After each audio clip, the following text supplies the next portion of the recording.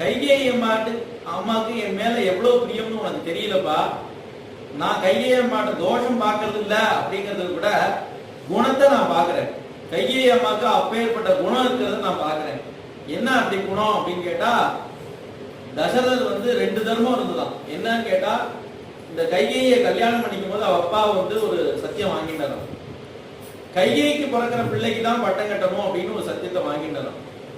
ஆனா குடும்ப தர்மம் என்ன அப்படின்னு கேட்டா, மூத்த பிள்ளைக்கு தான் பட்டம் அப்படிங்கிறது குடும்ப தர்மம். அப்ப 2 தர்மம் உண்டு. ஒரு தர்ம சங்கடம் அப்படின்னு வந்தா அதுல குருவான தர்மம் எதுவோ அதை எடுத்துட்டு லகுவான தர்மத்தை விட்டுடலாம் அப்படின்னு சாஸ்திரம் சொல்றது. இதுல குருவான தர்மம் எது அப்படின்னா பரம்பரையா வர தர்மம் தான். பரம்பரையா வர தர்மம் என்ன சொல்றது, மூத்த பிள்ளைக்கு தான் பட்டம் அப்படின்னு சொல்றது. அப்ப லகுவான தர்மம் எது அப்படின்னா, இவர் அப்பாவுக்கு சத்தியம் பண்ணி கொடுத்தது இப்பதானே கொடுத்தாரு. அப்ப பிள்ளைகளே பிறக்கல. கைகேயி கல்யாணமே அப்பதான்